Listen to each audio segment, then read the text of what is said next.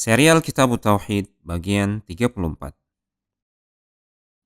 Thabit bin Dhahhak radhiyallahu ta'ala anhu, salah seorang sahabat Rasulullah sallallahu alaihi wasallam yang mulia, pernah mengisahkan tentang seorang laki-laki yang bernadar untuk menyembelih seekor unta di sebuah bukit yang bernama Buana.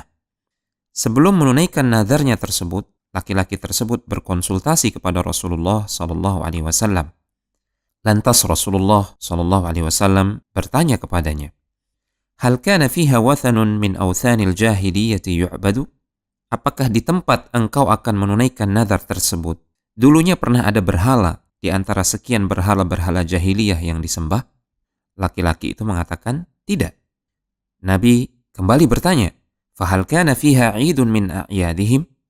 Apakah dulu di tempat tersebut pernah dilakukan perayaan orang-orang musyrikin? Dia menjawab, tidak. Lantas Rasulullah sallallahu alaihi wasallam bersabda kepadanya, "Aufi binadhrika, fa innahu la wafa'a linadhrin fi ma'siyatillahi wala fi ma la yamliku ibnu Adam." Kalau begitu, tunaikanlah nadarmu, karena sesungguhnya nadar tidak boleh ditunaikan pada perkara yang mengandung kemaksiatan kepada Allah Subhanahu wa taala atau pada perkara-perkara yang tidak dimiliki oleh anak Adam. Hadis riwayat Abu Daud dengan sanad yang sesuai dengan kriteria Al-Bukhari dan Muslim. Dari hadis yang mulia ini ada beberapa pelajaran yang bisa kita petik. Pertama, Rasulullah sallallahu alaihi wasallam melarang penunaian nadar jika nadar tersebut hendak ditunaikan di suatu tempat yang dulunya pernah ada berhala atau simbol-simbol kesyirikan di situ. Sekalipun berhala atau simbol-simbol kesyirikan tersebut sudah lama punah di tempat tersebut. Kedua, Rasulullah sallallahu alaihi wasallam juga melarang penunaian nadar di suatu tempat yang dulunya pernah menjadi tempat perayaan kaum musyrikin, sekalipun perayaan tersebut sudah lama punah di tempat tersebut. Ketiga, melalui hadis yang mulia ini kita belajar bagaimana Rasulullah sallallahu alaihi wasallam dalam berfatwa. Dalam memberikan keputusan hukum, Rasul sallallahu alaihi wasallam tidak langsung begitu saja memberikan jawaban atas pertanyaan yang diutarakan kepada beliau. Terlebih dahulu, beliau berupaya untuk mendapatkan gambaran yang komprehensif, menyeluruh atas suatu kasus.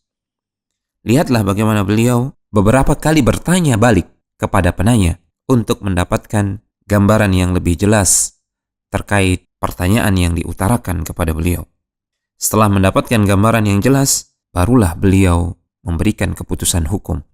Keempat, melalui hadis yang mulia ini terdapat isyarat tentang disyariatkannya sadduz dzari'ah, yaitu menutup celah-celah yang bisa mengantarkan kepada kesyirikan. Menunaikan nadar di tempat-tempat yang dulunya pernah menjadi tempat perayaan kesyirikan atau di situ pernah ada simbol-simbol kesyirikan bisa membuka celah terjadinya kesyirikan. Untuk itu Rasulullah sallallahu alaihi wasallam melarangnya. Kelima, melalui hadis yang mulia ini terdapat isyarat larangan untuk menyerupakan diri dengan orang-orang musyrikin pada ritual ibadah mereka, pada perayaan mereka, sekalipun seseorang tidak bermaksud untuk mengikuti orang musyrikin.